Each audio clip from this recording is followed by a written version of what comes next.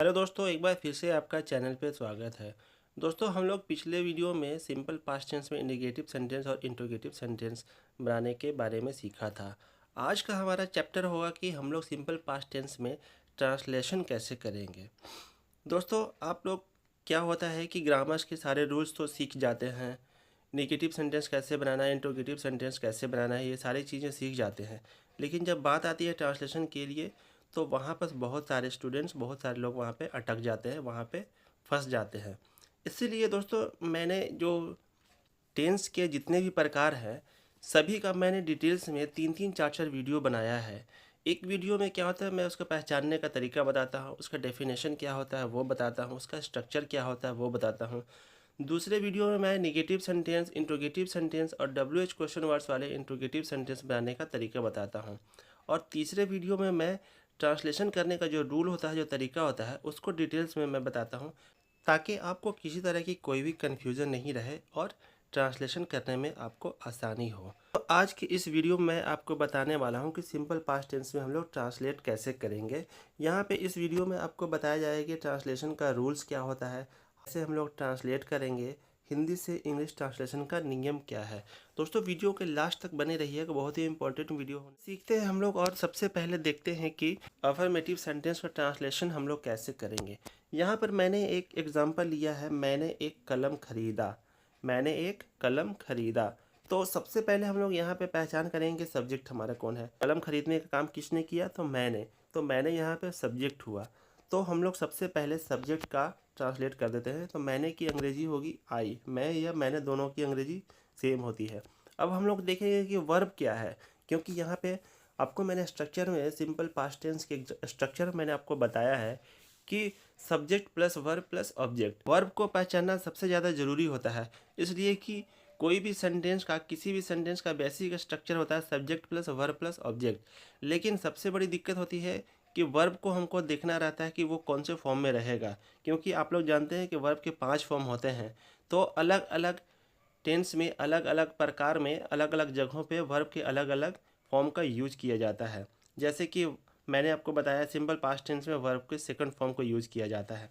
तो यहाँ पे हम लोग सबसे पहले देखेंगे कि वर्ब क्या है। वर्ब है यहाँ हमारा खरीदा, यानी कि खरीदना का पास्ट रूप है खरीदा। खरीदना की अंग्रेजी होती है बाई। तो वर्ब हमने पहचान लिया। अब हम लोग इसका देखेंगे कि वर्ब का सेकंड फॉर्म क्या होता है। वर्ब हमारा है बाई, बाई का सेकंड फॉर्म होता है बाउट, इसलिए हमने सब्जेक्ट के सीधे तुरंत बाद बाउट लिख दिया। अब हम देखेंगे कि यहाँ पे ऑब्जेक्ट क्या है। तो ऑब्जेक्ट हमारा है एक कलम। तो एक कलम को हम लोग इंग्लिश में ट्रांसलेट करेंगे तो ए पेन हो जाएगा, अ पेन। तो इस तरह से हमारा सेंटेंस हो जाएगा आई बाउट ए पेन। यहाँ पे ट्रांसलेशन इस तरह से करते हैं affirmative sentence simple past tense में। एक और एग्जांपल से हम लोग देखते हैं, आप लोग समझ जाएंगे, ध्यान दीजिएगा थोड़ा सा। और मैंने तुम्हें कल देखा। हम लोग फिर से वही काम करेंगे, सब्जेक्ट पहचानेंगे। सब्जेक्ट हमारा यहाँ पे मैंने है। उसके बाद हम लोग देखेंगे कि वर्ब हमारा क्या है। वर्ब हो गया देखना। देखना का पास्ट फॉर्म है देखा। तो वर्ब हमारा हो गया देखा। देखा की अंग्रेजी क्या होती है आप लोग को पता होगा, सी। सी मीन्स देखना। तो हमने क्या किया कि सबसे पहले सब्जेक्ट को हमने रख दिया यहाँ पे, सब्जेक्ट हमारा आई हो जाएगा। उसके बाद वर्ब, वर्ब का क्या हमको रखना है, सेकंड फॉर्म को रखना है। तो सी का सेकंड फॉर्म होता है सा, SAW सा। उसके बाद हम लोग सेंटेंस के बचे हुए पार्ट को देखते हैं। तो तुम्हें कल देखा, यानी कि कल का अंग्रेजी होगा, बीते हुए कल की बात हो रही है, पास्ट की बात हो रही है, तो यस्टरडे हो जाएगा। यहाँ पे हम लोग सबसे लास्ट में लिख देंगे और तुम्हें की अंग्रेजी बीच में हम लोग लिख देंगे वर्ब के बाद, क्योंकि ये ऑब्जेक्ट है। इस तरह से हमारा सेंटेंस हो जाएगा आई सॉ यू यस्टरडे, मैंने तुम्हें कल देखा। तो अब हम लोग निगेटिव सेंटेंस में देखेंगे कि निगेटिव सेंटेंस में हम लोग कैसे ट्रांसलेशन करते हैं। तो निगेटिव सेंटेंस के रूल में मैंने आपको बताया है कि यहाँ पे हम लोग एक हेल्पिंग वर्ब का यूज़ किया जाता है। हेल्पिंग वर्ब वो क्या होता है, डिड। डू या डज का पास्ट फॉर्म होता है डिड। हम लोग प्रेजेंट टेंस में डू या डज का इस्तेमाल करते हैं सिंपल टेंस में। तो उसी तरह से यहाँ पे सिंपल पास्ट टेंस में डिड का इस्तेमाल किया जाता है। क्योंकि यह पास्ट टेंस है तो सेकंड या थर्ड फॉर्म यूज़ किया जाता है। तो यहाँ पे हम लोग डिड का यूज़ करेंगे, और कैसे यूज़ करेंगे, कब यूज़ करेंगे, हम लोग उसको सीखते हैं। तो सबसे पहले मैंने ये सेंटेंस लिया है, वह उससे नहीं मिला। तो यहाँ पे क्या है, वह सब्जेक्ट है हमारा, और उससे नहीं मिला। सब्जेक्ट के बाद मैंने क्या बताया आपको, वर्ब का पहचान करना है। तो मिलना वर्ब है, यहाँ मिलना का थर्ड फॉर्म पास्ट फॉर्म होता है मिला। सबसे पहले हम लोग सब्जेक्ट को इंग्लिश में लिख दिया ही, और उसके बाद हम लोग देखेंगे कि इसका स्ट्रक्चर क्या होता है। तो आप लोग थोड़ा सा दिमाग को पीछे फ्लैशबैक में घुमाइए। नेगेटिव सेंटेंस का स्ट्रक्चर होता है subject plus did not plus verb का फर्स्ट फॉर्म प्लस ऑब्जेक्ट। तो डिड नॉट का शॉर्ट फॉर्म होता है डिडंट, तो यहाँ पे मैंने डिडंट लिखा है ही सब्जेक्ट के बाद।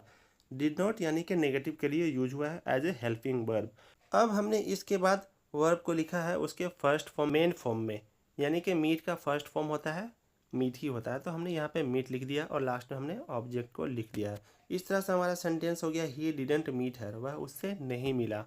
एक और सेंटेंस यहाँ पे उन लोगों ने किताब नहीं पढ़ी, उन लोगों की अंग्रेजी होगी दे, ये हमारा सब्जेक्ट हो गया। यहाँ पे हेल्पिंग वर्ब के रूप में हमने डिडंट का इस्तेमाल किया है नेगेटिव सेंटेंस के लिए, और हमने यहाँ पे वर्ब है पढ़ी, पढ़ना से बना है पढ़ी, तो पढ़ना की अंग्रेजी होती है रीड, इसका फर्स्ट सेकंड थर्ड फोर्थ सारा फॉर्म रीड का रीड ही होता है। तो इसके बाद हमने वर्ब को लिख दिया रीड और लास्ट में हमने ऑब्जेक्ट लिख दिया। इस तरह से सेंटेंस कंप्लीट हुआ they didn't read the book. उम्मीद करता हूँ दोस्तों आप लोग ट्रांसलेट करना सीख गए होंगे, और अगर किसी तरह का कोई भी डाउट या कन्फ्यूजन है आपके अगर माइंड में आती है तो आप लोग कमेंट करके उसमें पूछ सकते हैं। दोस्तों वीडियो कैसा लगा आप लोग एक कमेंट करके ज़रूर बताइएगा। दोस्तों आपके एक कमेंट लाइक और सब्सक्राइब से काफ़ी मोटिवेशन मिलती है, इसलिए उम्मीद करता हूँ कि आप लोग को अपने दोस्तों को शेयर कीजिएगा और चैनल को सब्सक्राइब कीजिएगा। मिलते हैं दोस्तों नेक्स्ट वीडियो में, हम लोग सीखेंगे इंट्रोगेटिव सेंटेंस में ट्रांसलेशन कैसे करते हैं। तब तक के लिए दोस्तों धन्यवाद।